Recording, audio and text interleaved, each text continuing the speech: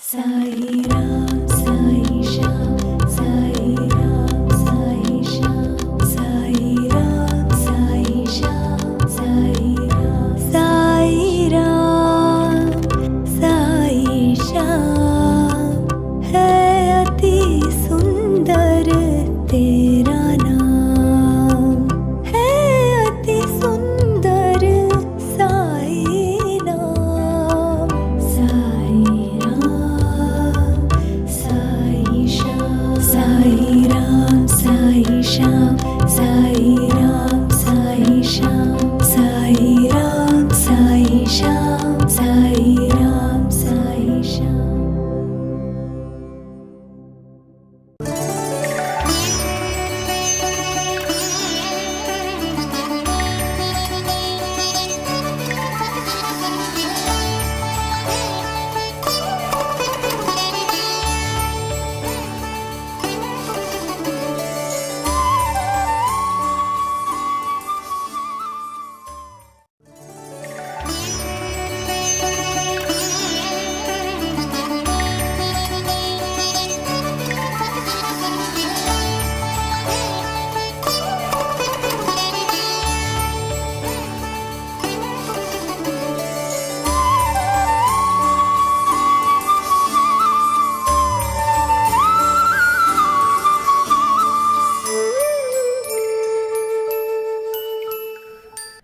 I don't like it when I say Om Sai Ram and I don't hear a loud Om Sai Ram.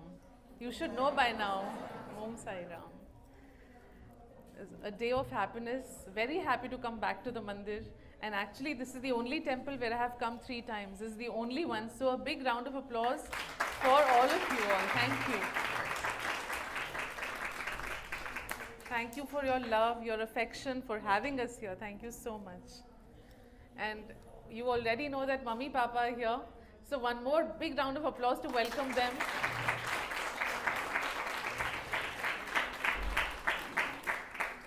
And one round of applause for these kids who sing so beautifully that I have no words. They tell me that when I speak, Baba comes through me. When you sing, Baba comes through you. Beautiful, beautiful. And I want the biggest round of applause for all my beautiful Saivisa family healers sitting here.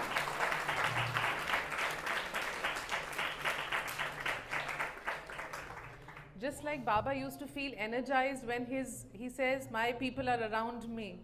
He used to get this happiness of having them with him, Shama and Kaka Sahib and the entire Malsapati and the close ones, Nana Sahab Chandorkar, like they were his close family. You are my close family. I'm here because you love me, and whatever I am today is only because of your love and affection.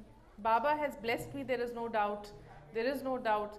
But your love makes it all the more special. Your presence in my life makes it special. So I just want to say I love you before I start. I really, really love you all.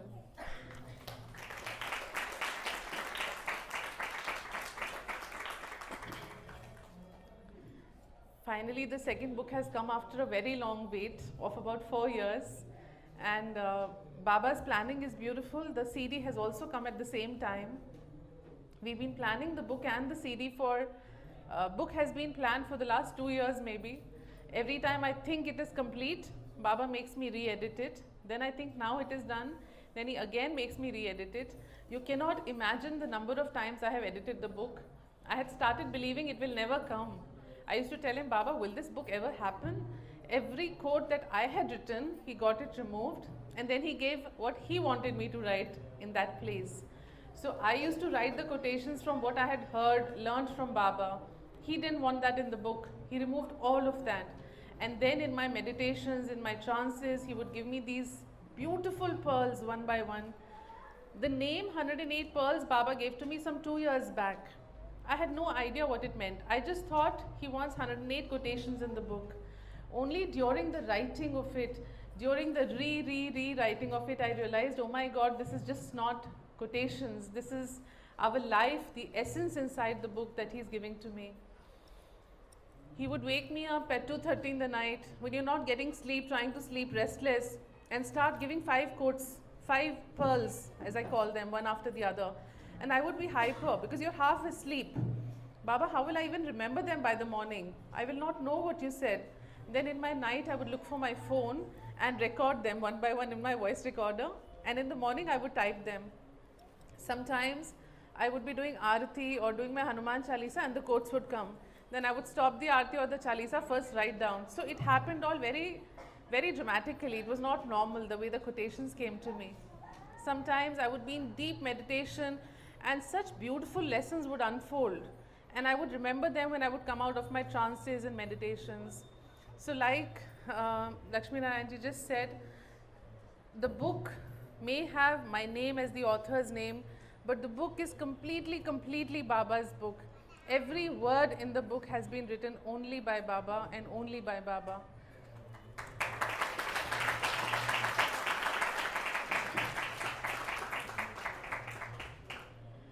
These 108 pearls that Baba has given me they carry the essence of our life. They carry the truth that Baba wants to give to his children as a legacy, as an inheritance.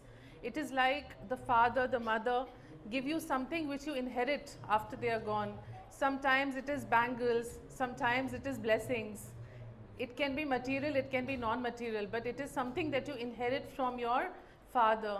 Similarly, Baba the Father has given a legacy and inheritance to all of us. And trust me, just what Lakshmi Narayanji said, if we can imbibe the truth in that book, if you can learn and imbibe it, my God, life can change so much. Like I mentioned this morning also, in my entire life, I have not learned as much as I have learned in the last 4-5 months. When I was completing the book, last few days, that is when he suddenly gave me so many messages, so many messages. And when I would write the messages, the depth that would come out of them, the meaning that would come out of them, it was unbelievable, unbelievable. With every pearl, I have cried. With every pearl, I have asked him 100 questions. And the Panchamrita actually is nothing but one pearl. One single pearl of the book, Baba explained to me. And he explained to me as a big blessing in Mylapore temple in Chennai. Just before I was landing, I was on a flight and I always ask him for a message. He gave me the Panchamrit as a message and said, go give it to the world. I had no idea he will ask me to write that in the book. Like I come to all of you, I give a message of Baba. It was like another message of Baba. Afterwards, he told me, put this in the book. I said, Baba, there are 108 pearls. You want to write only one? He said, yes, only one. Let them know what is the depth in every pearl. It is not 3 lines, it is 36 pages. Do you understand the meaning? 3 lines written in that book, 4 lines, like a little pearl. When you understand or explain, when Baba explains it, it becomes 36 pages. He wanted to convey that every pearl has that kind of essence and weightage. So you cannot read that book like, I've read 3 lines, it's done. You have to meditate on every pearl. You have to understand, pray, ask Baba. And if he blesses, I'm always here to keep talking about one pearl, one by one. We have to understand them and, like I said, bring them into our lives completely. And I have changed so much in the last 4-5 months. I'm telling you, I cannot explain in words. You met me in August, and the person who has come here is a different person. I have grown with this book tremendously. I used to think I know so much because Baba has taught me so much. But when I wrote the pearls, I thought, oh my God, I know nothing. I just know nothing. There is so much depth to it. So I'm handing over that legacy today to all of you to cherish it and learn from it. And Panchamrit, if I start explaining, we will go home at 11 in the night. It's very detailed. Baba has specifically given a message for today to me, which I'd like to share with everybody. I will need one open book for that. If anybody has a 108 pearls just now.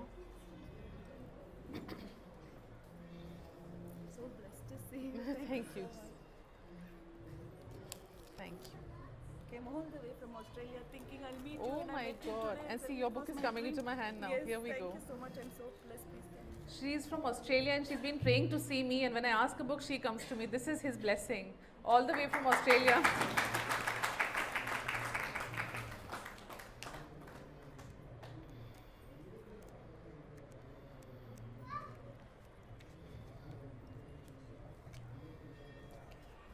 Okay, so here goes today's message. which Baba wants me to share. I'm sure he has a reason for sharing this message with all of you. And as I understood, like I say, he explains every message to me. It is not my wisdom here at all. It is totally what Baba tells me that I tell you. So I'll request him again to speak through me. And here is quote. And strangely enough, when I opened the book and said which quote, like you all pray, Baba says in the book, pray and open the book, you'll get an answer to your question. And all of these people sitting here have already tried that and got their answers, which is beautiful. So I too said, okay, let me do the same. So I prayed, which quote do you want me to share with everybody? And I opened, and we came to page number 54, number 9, starting quote, which is amazing. And the quote says, I'm going to share 2 quotes today, not one. Baba wants me to combine 2. The first one is, be grateful not only for what you have been blessed with. I repeat, be grateful for not only for what you have been blessed with, be grateful also for that what you have been denied.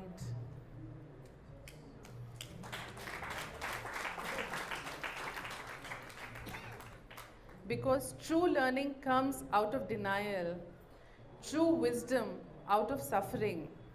In a dark room, light shall only seep in if there be a deep cut in the wall. The cut, the bruise are all essential for grace to enter.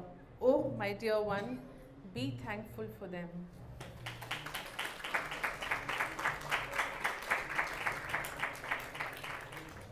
Now to explain this quotation to you, what Baba explained to me. You know, I have all my life, when I was younger, people used to say to me that if there is trouble, don't worry. It's good only. Baba knows what he's doing. But we don't understand the meaning of it. We hear it often that there is something good to it that Baba is doing. If it is a time, we don't know what is the meaning or the depth of it. Let me tell you the depth of it.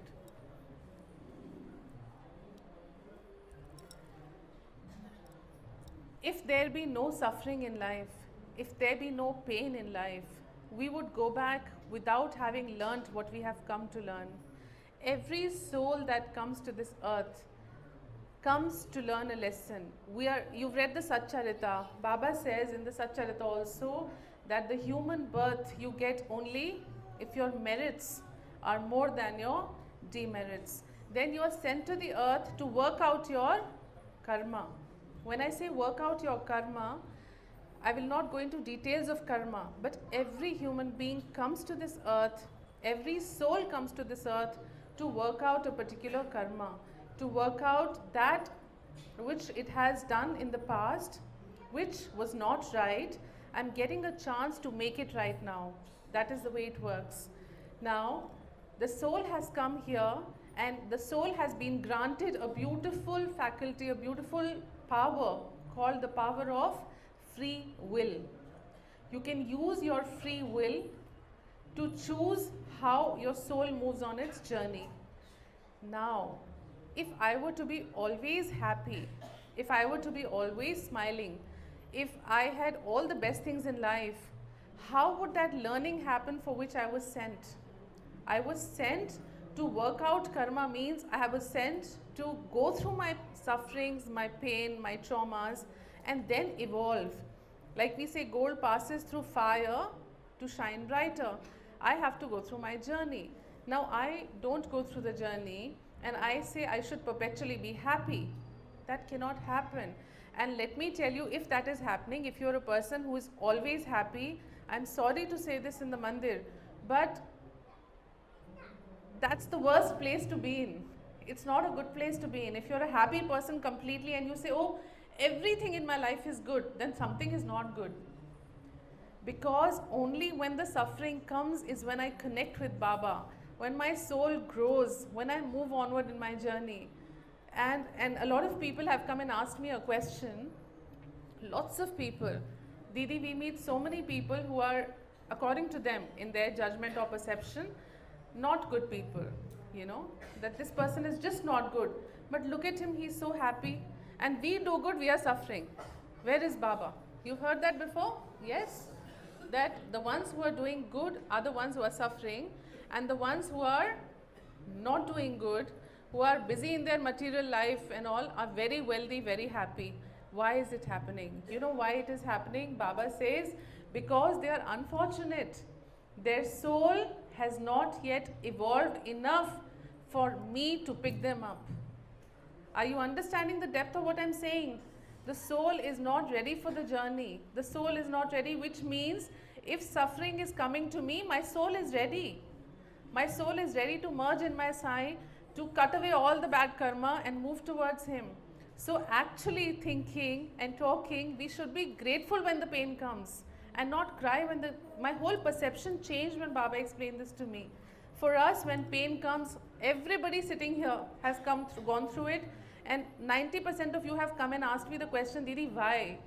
Why the pain? When will it finish? How much more suffering? Actually, you should say, thank you, Baba, there is suffering. Thank you, Baba, that you're taking me closer to you. We are in the human form. We are just thinking humanly about the sufferings. He is in the soul form, the spirit form. He is waiting to lift you up and take you across the ocean of Maya, and your soul can move on the path of salvation. And even in this world, to live better lives, meaningful lives, we have to go through our pain and suffering. I have spoken about this earlier in Sai Baba is Still Alive. I have written about my personal experiences, about my husband and his problems, and how I connected to Baba only during that time of suffering. If that suffering had not come in my life, I would have never connected with Baba. Never ever connected the way I connected. I suffered, so I'm sitting here today. So when the suffering comes, now when a problem comes to me, earlier when a problem used to come, actually He's always kept me strong. So even at those times, I would say, okay, Baba, if it's your will, it's fine. But today the perspective has changed even more. Today when the problem comes, I say, oh, wow, something good is coming my way. Because trust me, these things have not been made just like that. Every cloud has a silver lining. After every dark, there is light. It has not been made to make us happy. This is the real truth. If the dark is there, there is lots of light to follow. If the suffering is there, there is lots of blessing to follow. And like I said, in the last few months, especially the last year, I should say, when you look at me here, you think, oh, Didi Jaan, happy Didi Jaan, always smiling. You think I don't have my share of problems? You think I don't have my share of suffering? Of course I have it. At every minute, Baba is making my soul evolve too. It's not like my journey is only a happy journey. I'm spreading happiness despite my problems. Please understand, there is nobody who is free of problem. And have you ever seen that problem on my face? Anybody? Have you ever seen me come and cry and crib and say, oh my God, so much problem? No. But the last year of my life has been the toughest year of my life. More tough than what you have read in the book. But it has been a beautiful year of my life, because what I have learned in the last year, I could not learn in the first 40 years of my life. That entire life compared to this 1 year. The suffering has taught me so much that now when something happens, my mind just opens up and it knows, okay, this bad has happened, something beautiful.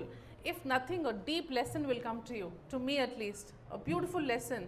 I go through a pain, few minutes later, few hours later, the lesson has unfolded already. Pain is beautiful. We should not deny it. What Baba says, true learning comes out of denial. What is denial? When life denies you, when destiny denies you, it puts you through your sufferings, no job, no money, physical health is bad, suffering, diseases.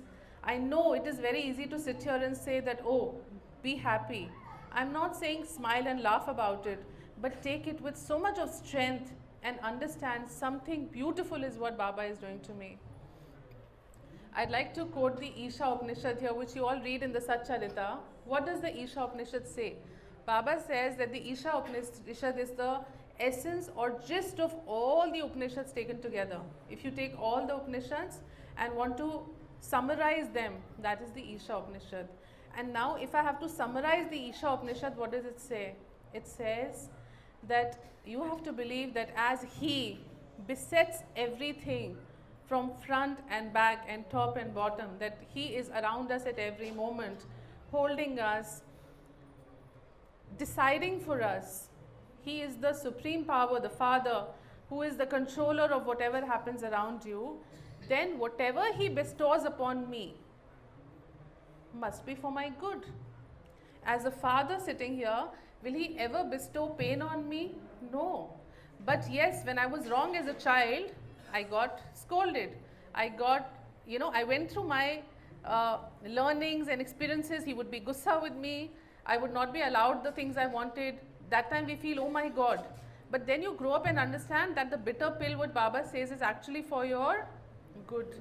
Similarly, when Baba is everywhere, as says the Isha Upanishad, that he is totally surrounding you, taking control of your life, then how can you complain about anything?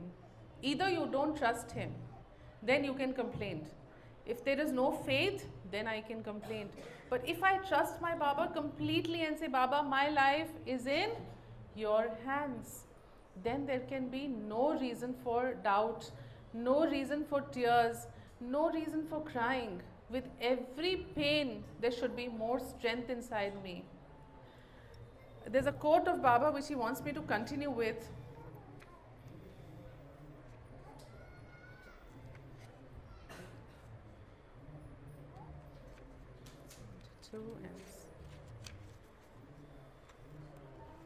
Okay, so the next quote he wants me to share in continuation is page 74.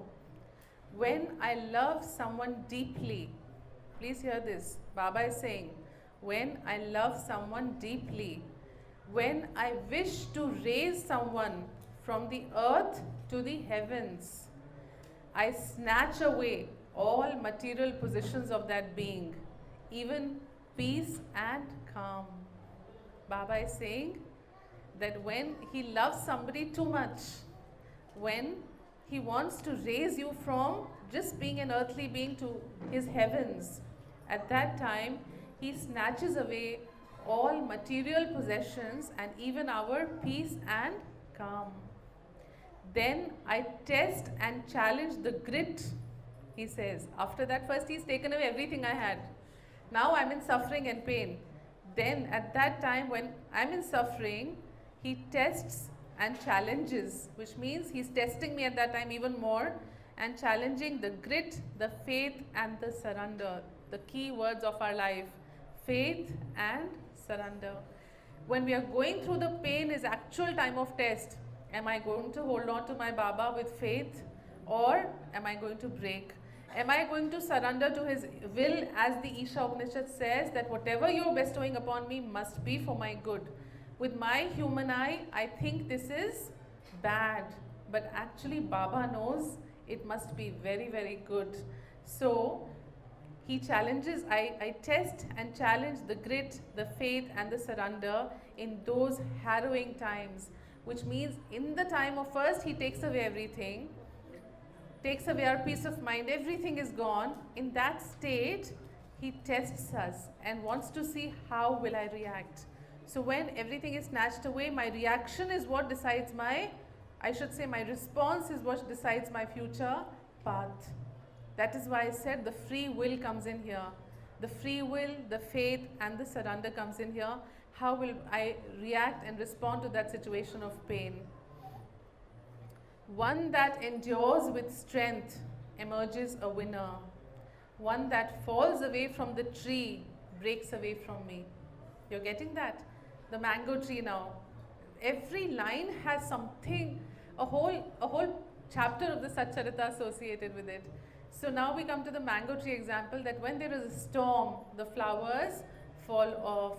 But when in the storm, those leaves which hold on, those flowers that hold on, finally bear fruit. So if you give up at that time and fall, it's the end of the journey with Baba. We have broken in the test, and the soul which was supposed to evolve to a different level is not going to evolve in this Janma. It will have to once again come, take one more birth and again go through the journey, and even in that you may or may not evolve. So this is the right time to make that beautiful choice. So I repeat, one that endures with strength emerges a winner. One that falls away from the tree breaks away from me. But yes, and there's a big smiley there. If you are going through your worst, a big smiley, yes, Baba says, but yes, if you are going through your worst, it means I love you the most.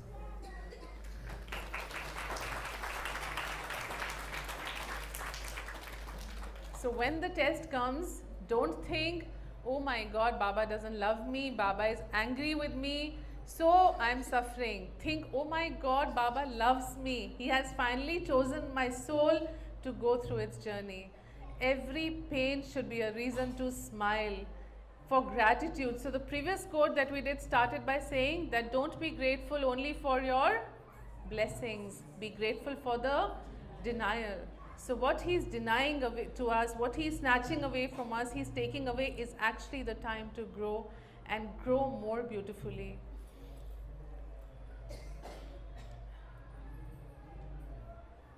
Each soul that has come to this world has a very, very long journey of learning and unlearning. Life will only become, I don't know the number of the quote in the book, if somebody can find it while I'm talking. There's a quote on unlearning in the book, if you find it. There's a beautiful thing Baba says, that it is more about unlearning in this life than about learning in this life. Most of us focus, 99% of us focus only on learning. We keep saying, Didi, come and speak, we want to learn. Give us Baba's messages, we want to learn. We read a book, we want to learn.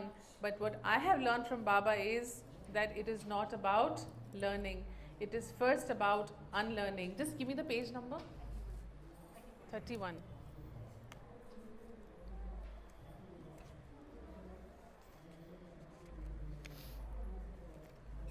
Okay, so we continue now to page number 31. The journey of life is not merely about learning. It is first and foremost about unlearning. Have I not told you clearly in the Satcharita? Gyan is nothing but the removal of Agyan. You've read that in the Satcharita? There's a whole chapter there. Yes? Chapter 39, I think. That Gyan is not gaining knowledge. Gyan is the removal of what? Ignorance. So when you want to learn something, if you want to get Gyan from Baba, it is not Baba give me Gyan. It means cleanse my Agyan. That is the true learning. Light is nothing. Okay, I repeat, have I not told you clearly in the Satcharita? Gyan is nothing but the removal of Agyan. Light is nothing but the elimination of darkness. See, if there is no darkness, there will be no value of light. You know light because there is dark. There is a comparison that now the room is dark, now I have lit a candle, now there is light. So if we did not know what darkness is, would I even understand what light is? No. I need darkness to understand light. Similarly, the Agyan needs to be cleansed to get Gyan. Non-duality is nothing but the exclusion of duality. The path that we follow, what we learn in our scriptures, is that all about non-duality, that the existence, the cosmic existence is in oneness. Everything is one. Baba says, Sabka Malik Ek. In that Ek, all of us are included. It is not Malik is there, Ek, and we are here. Sabka Malik Ek, and all of us are inside that Ek. There is a unitive existence, oneness. There is no duality as we think. It is only non-duality. So Baba continues to say, non-duality is nothing but the exclusion of duality. Similarly, learning is nothing but wise, conscious unlearning. Now look at the depth of that. Learning is nothing but wise, conscious unlearning. This is so deep.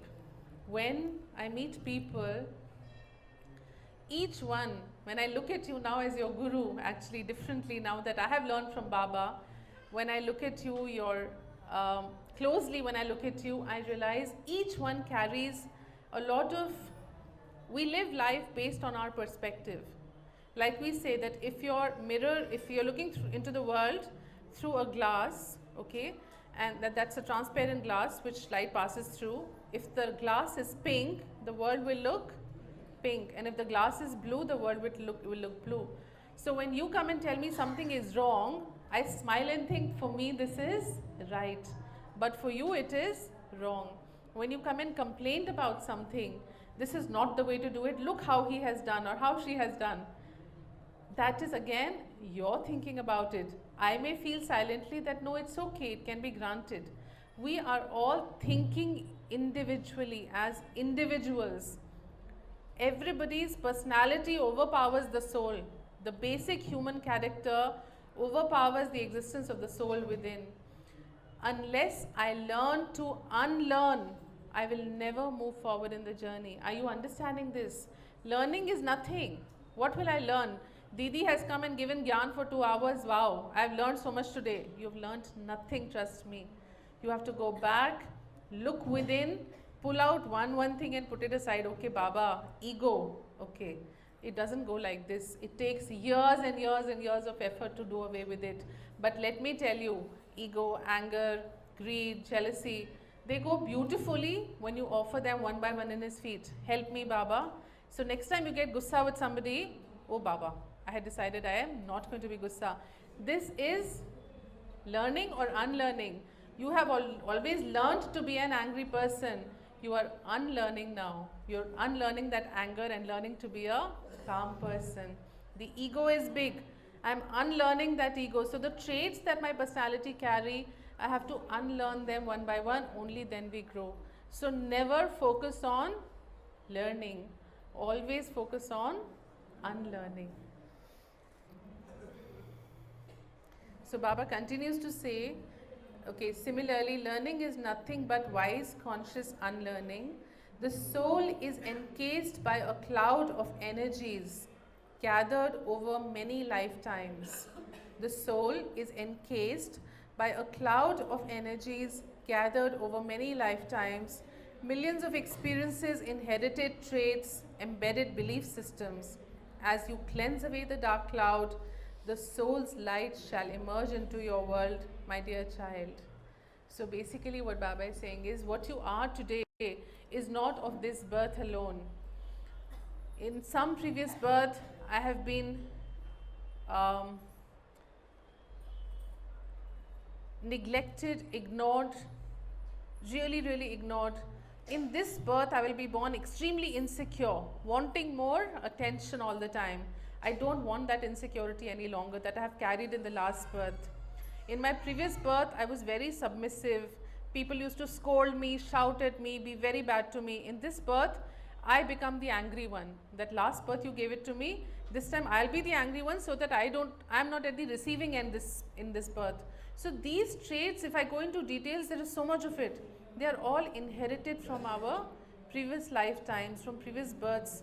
We are a sum total of all of that, and every one of us, we talk about aura as healers. That aura, that energy field is encased with all those karmas, the effect of what we have done, cause and effect, the effect of what we have done. We have gathered, amassed, God knows how much of negative energy, bad, pain in those lifetimes. All that is now surrounding us. And that is what is not letting my soul evolve. The moment I start unlearning one by one, those energies start just clearing up and clearing up and clearing up. And the most beautiful learning that he's given today with the unlearning that you have to do is, the most important one, unlearn to be sad in times of sorrow and suffering. Unlearn to cry, complain and crib. If after my talk also 5 of you come and tell me, Didi, so much of pain, what should I do? Then there is no use me sitting here and talking. You have to understand the pain has to be there, and if it is there, we have to be grateful for it. Learn through it. Connect with Baba through it. When Baba says, I challenge your faith and surrender during these times, your great faith and surrender, how does he do it? When I'm going through my challenge, what do? I cry. And this, my healers know, they're smiling. I always say that if crying helps, when somebody of you is in pain, come over, we'll call everyone and we'll do a collective crying session. We will all sit together and cry. Will it make any difference? It will make no difference. It will only depress the person further. That is all it will do. So what should I ideally do in such times? What should I do? Come on. You know what to do. Make the person happy? No, we're talking about ourselves right now. What should I do with myself in that time? Very good. I'm so happy. Read the Satcharita lots more. chant lots more, connect with Baba more, meditate more. And like I have always said, Baba has to be compelled to give me what I want. Why should I beg him? Why should I beg him? I should have the strength, the faith, the love for my Baba, that when I go to him and say, Baba, I want this done, he does it. There's a beautiful person I know, Vasu Dada. It's his birthday today as I talk, strangely enough. He's 77 years old. He lives in Dubai. And the amount of Baba Seva he does, my God, I mean, we don't even do a fraction of it. Thousands and lakhs of people have been benefited by Vasu Dada. He's one of the richest Indians in the entire United Arab Emirates, the 5 richest Indians. So you can imagine the wealth he has. And he uses the wealth for good work. A lot of people have wealth, but they don't have the heart. So Dada has the wealth and the heart. And when Dada says Baba is hungry, every morning he offers Baba some food. His driver stays with him. So the driver does the cooking bit. So he says, today Baba is going to eat paneer. So they'll bring paneer for Baba. Today Baba wants to have roti and onion and chili. They will make that for Baba. Trust me, he will go and put the plate in front of Baba. It will be totally wiped out. And 2 grains will be left in that plate for Dada. 2 grains will be there. I think Lakshmi and me, we had it this time in Bombay. We were there. And that bhaiya got the plate. He offered to Baba. You close your eyes. When you open your eyes, the plate is polished off. And there are 2 grains left there. I was so fascinated, and I said, Baba, Dada, what a connect you have with Baba, you know. He said to me, I don't believe in formality. Very straight man, the way he said, it just stayed in my heart. I don't believe in all this formality and all, you know. I live my life, enjoy my life. In the evening, I go take a drink and dance also. Listen to his words. But with this man, I command him. Because I have loved him so much, he better do what I ask him to do. Look at the strength in those words. Yes, he deserves a clap for Dada actually.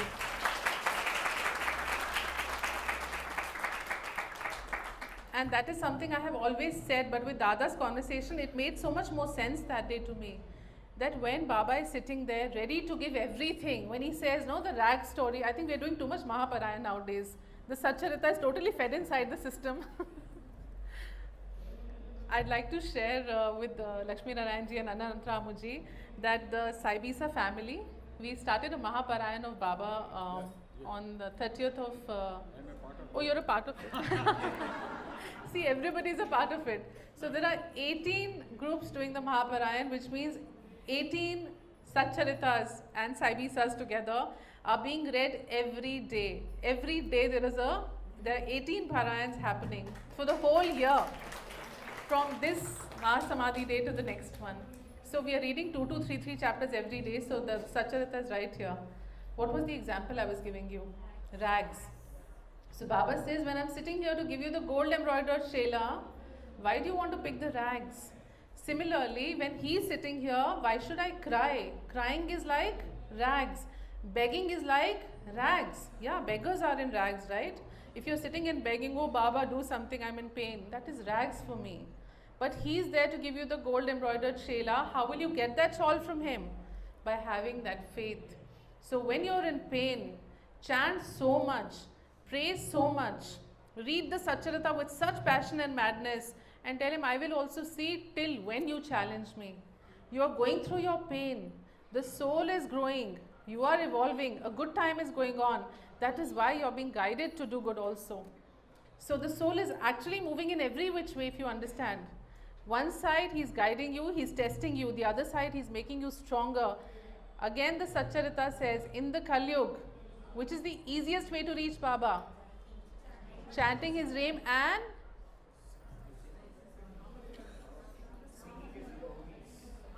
singing his glories, reading his books, reading about him. It says the easiest path to Baba in the Kalyug is to read about Baba more. So when we are doing Parayan, what are we doing? We are cleansing away karma and moving on the onward journey. So just by doing Parayan, just by reading, just by taking his name, all of that is happening. But I'm telling you as a challenge today, when we are going through happy times, the best of people also forget to chant. The nicest of people, the humblest of people who love Baba also forget to pray because you are so happy that you don't need to go to him and say thank you. The gratitude is totally gone. But when you're in pain, you're constantly in front of him. Baba, Baba, kuch karo Baba. Right? So actually the time of pain is the best time. It is time for growth, it is time for learning, it is time for unlearning, and it is time for the soul to grow and grow and grow. So next time there is a problem, small or big, be grateful for it.